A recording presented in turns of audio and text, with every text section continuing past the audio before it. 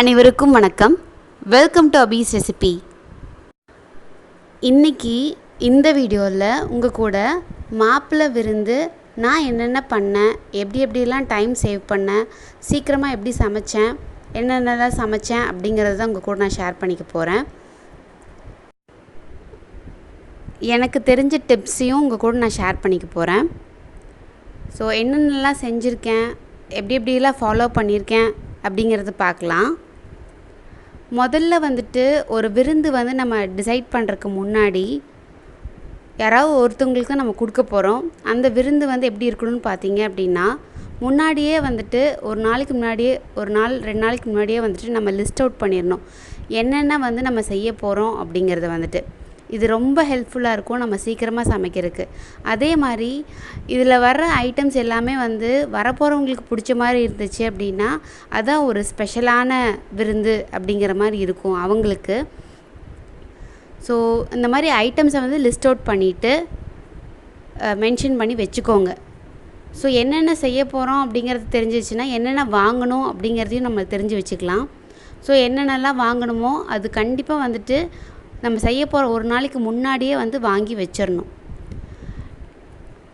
நம்ம செய்ய போகிற அன்னைக்கு பார்த்திங்க அப்படின்னா நான்வெஜ் ஐட்டம்ஸ் நம்ம என்னென்னலாம் செய்ய போகிறோமோ அது மட்டும் அன்றைக்கி ஃப்ரெஷ்ஷாக போய் வாங்கிட்டு வர்ற மாதிரி இருக்கணும்.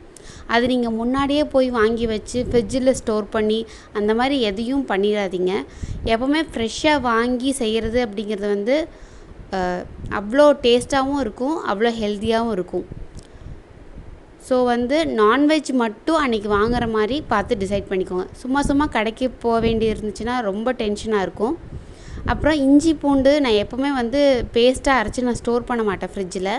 ஸோ அன்றைக்கே நீங்கள் பண்ணீங்க அப்படின்னா அதெல்லாம் தான் கொஞ்சம் ஒர்க்காக இருக்கும். தவிர நம்ம வெஜிடபிள்ஸ் சாப் பண்ணுறது, வெங்காயம் உரிக்கிறது, ஸோ அந்த மாதிரிலாம் தான் அதிகமான ஒர்க்காக இருக்கும். ஸோ அதெல்லாம் முன்னாடியே பண்ணி வச்சிட்டோன்னா நம்ம ஐட்டம்ஸ்லாம் செய்யறதுக்கு ரொம்ப ஈஸியாக இருக்கும். ஸோ ஃபஸ்ட்டு செட்டிநாடு மட்டன் தொக்கு எப்படி பண்ணுறதுன்னு பார்த்துடலாம். இதுக்கு ஒரு மிக்சர் ஜாரில் வரமல்லி, சீரகம், வரமிளகா, அப்புறம் கொஞ்சம் கருவேப்பிலை, இதெல்லாம் நல்லா ஃபைன் பவுடராக அரைச்சி வச்சுக்கோங்க.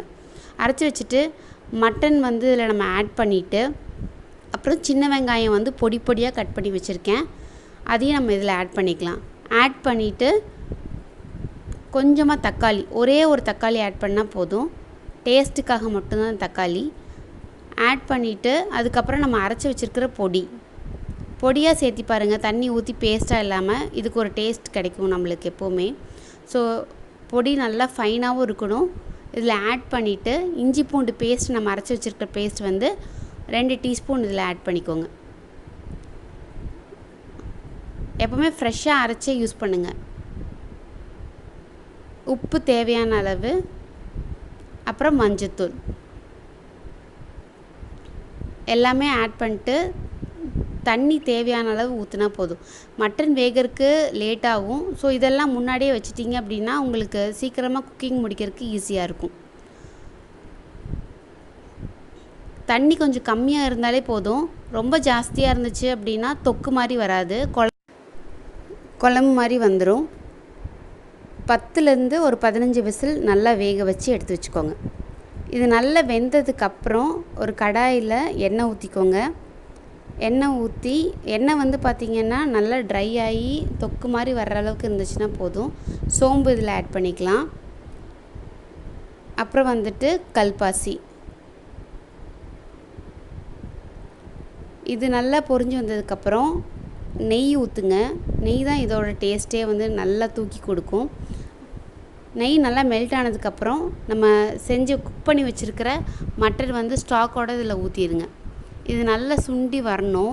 அந்த டைமில் கரம் மசாலாவும் அப்புறம் பெப்பர் பொடியும் 2ம் போட்டு நல்லா மிக்ஸ் பண்ணி விட்டு நல்லா ட்ரை பண்ணிட்டீங்க அப்படின்னா செட்டிநாடு மட்டன் தொக்கு ரொம்ப நல்லா ரெடி ஆயிரும். கண்டிப்பாக ட்ரை பண்ணி பாருங்கள். கொத்தமல்லி இலை போட்டு இறக்கிடலாம். அப்புறம் நாட்டுக்கோழி குழம்பு. நாட்டுக்கோழி குழம்புக்கு 8 பேர்த்துக்கு நான் சமைக்கிறதுனால கொஞ்சம் அதிகமாக இதில் யூஸ் பண்ணியிருப்பேன். ஸோ 3 டேபிள் ஸ்பூன் எண்ணெய் ஊற்றிக்கிறேன்.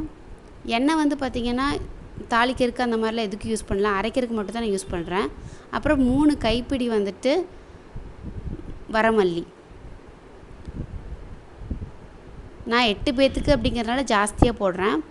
அப்புறம் ஒரு பாதி கை நிறையா வந்துட்டு மிளகு, சீரகம், மிளகா, கல்பாசி, சோம்பு,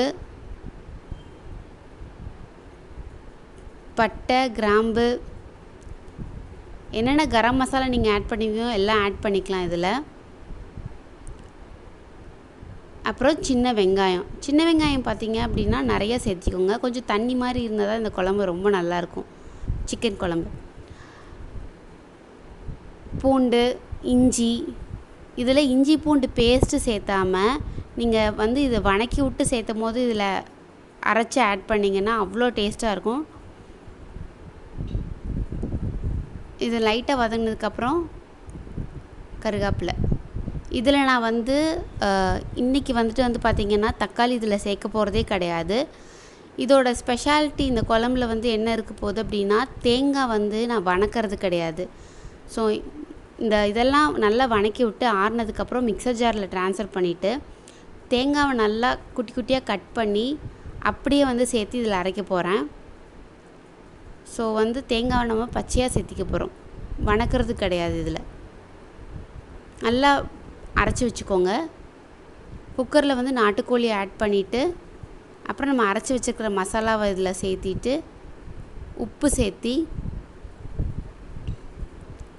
அப்புறம் மஞ்சள் தூள் சேர்த்தி தேவையான அளவு தண்ணி இதுக்கு கொஞ்சம் தாராளமாகவே விடலாம். ஏன்னா இது குழம்பு தான் இல்லையா, தேங்காய் அரைச்சி ஊற்றி இருக்கிறதுனால கொஞ்சம் கெட்டி பதம் வரும். ஒரு 10 விசில் விட்டீங்க அப்படின்னா சூப்பராக நாட்டுக்கோழி குழம்பு வந்து ரெடி ஆயிரும். அடுத்தது சில்லி சிக்கனுக்கு வந்து ட்ரையாக பண்ண போகிறதுனால இது கண்டிப்பாக ஊற வைக்கணும். இது நீங்கள் முன்னாடியே செய்கிறது ரொம்ப நல்லது. சிக்கனை நல்லா கழுவிட்டு அப்புறம் இஞ்சி பூண்டு பேஸ்ட் இதுக்கு ஆட் பண்ணிக்கலாம். அப்புறம் தயிர் 2 டீஸ்பூன் இதில் ஆட் பண்ணிக்கோங்க. அப்புறம் மிளகாத்தூள், உப்பு, இது ரெண்டுமே சேர்த்தி நல்லா மிக்ஸ் பண்ணி விடுங்க. மிளகாத்தூள் பத்தலைன்னா ஜாஸ்தியாக சேர்த்திக்கோங்க. அதுக்கப்புறம் கார்ன்ஃப்ளவர் மாவு அப்படியே அந்த மசாலாலாம் ஒட்டி அதில் பொரிஞ்சு வர்றதுக்காக கார்ன்ஃப்ளவர் மாவு சேர்த்துறோம். அப்புறம் கருவேப்பிலை சேர்த்தி இது வந்து ஒரு 2 மணி நேரம் ஃப்ரிட்ஜில் வச்சு அதுக்கப்புறம் நீங்கள் எடுத்து பொரிச்சிங்க அப்படின்னா சூப்பராக உங்களுக்கு வந்து சிக்கன் 65 வந்து ரொம்ப ரெடி ஆயிரும். நல்ல எண்ணெய் நல்லா காஞ்சதுக்கு அப்புறமா வந்து நீங்கள் சிக்கனை போட்டு எடுத்தீங்க அப்படின்னா நல்லா மொறுன்னு வந்துடும். செஞ்சு பார்த்துட்டு சொல்லுங்கள், ட்ரை பண்ணி பாருங்கள் கண்டிப்பாக. இன்றைக்கி ஆனியன் ரைத்தா வந்து பார்த்திங்கன்னா இதில் டிஃப்ரெண்ட்டாக முதல்ல வந்து கெட்டியான தயிரை லைட்டாக அடிச்சுக்கிறேன். அடித்ததுக்கப்புறமா வந்து வெட்டி வச்சுருக்கிற வெங்காயம் அது வந்து பார்த்திங்கன்னா ரொம்ப பொடியாக இருக்கணும், அப்போ தான் வந்து பிரியாணியோட தொட்டு சாப்பிட்றதுக்கு நல்லாயிருக்கும். அப்புறம் பச்சை மிளகா காரத்துக்கு இதில் வந்து காஞ்ச திராட்சை அது வந்து இதில் நான் சேர்க்குறேன் கட் பண்ணி வச்சு. இது ஒரு டேஸ்ட் டிஃப்ரெண்ட்டாக இருக்கும், கொடுக்கும், நல்லா சாப்பிடும் போது நல்லாயிருக்கும். ட்ரை பண்ணி பாருங்கள் கண்டிப்பாக. இதெல்லாம் கலக்கிட்டு இந்த உப்பு தான் நான் இன்றைக்கி சேர்க்க போகிறேன், ஹிமாலயன் சால்ட்டு. ஸோ அது கொஞ்சம் சேர்த்து மிக்ஸ் பண்ணி வச்சிட்டோம் அப்படின்னா நம்மளுக்கு வந்து ஆனியன் ரைத்தா வந்து ரெடி ஆயிரும் பிரியாணிக்கு.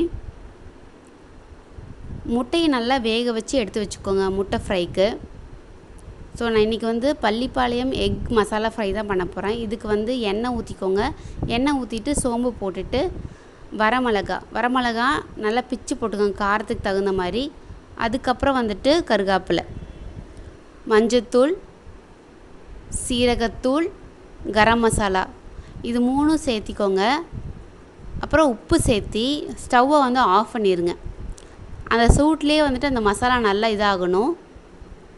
அதுக்கப்புறம் பொடியாக வெட்டி வச்சுருக்கிற தேங்காய், பள்ளிப்பாளையம்னாலே தேங்காயும் வரமிளகாவும் தான் இதில் ஸ்பெஷாலிட்டி. இதுக்கப்புறம் அடுப்பு பற்ற வச்சு ஒரு கொதி வந்ததுக்கப்புறமா நீங்கள் வந்து தாராளமாக வெட்டி வச்சுருக்கிற முட்டையை வந்து இதில் சேர்த்துங்க.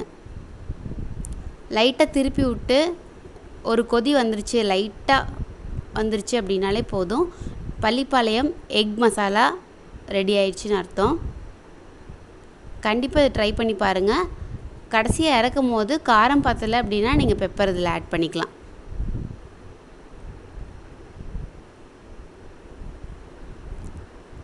பிரியாணிக்கு வந்து ஏற்கனவே நம்ம சேனலில் போஸ்ட் பண்ணியிருக்கேன். ஸோ லிங்க் வந்து டிஸ்கிரிப்ஷன் பாக்ஸில் கொடுக்குறேன், நீங்கள் போய் செக் பண்ணிக்கோங்க. ஸோ நம்ம ஐட்டம்ஸ் எல்லாம் வந்துட்டு இலை ஒரு விருந்து நம்ம சமைக்கிறோம் அப்படின்னா இலையை நிறச்சிருக்கணும். அதே மாதிரி எல்லா ஐட்டம்ஸையும் பிடிச்ச மாதிரியும் இருக்கணும், டேஸ்ட்டும் நல்லா இருக்கணும். ஸோ எல்லாமே வந்து முன்னாடியே நீங்கள் செய்கிற ஐட்டம்ஸாக இருந்துச்சு அப்படின்னா எந்த சொதப்புலும் வராது நம்மளுக்கு. ஸோ கண்டிப்பாக இந்த வீடியோ உங்கள் எல்லாத்துக்கும் யூஸ்ஃபுல்லாக இருக்கும்னு நினைக்கிறேன். பிடிச்சிருந்துச்சுன்னா ஒரு லைக் பண்ணுங்கள், மறக்காமல் நம்ம சேனலுக்கு சப்ஸ்கிரைப் பண்ணுங்கள். Stay healthy, be happy. Thank you.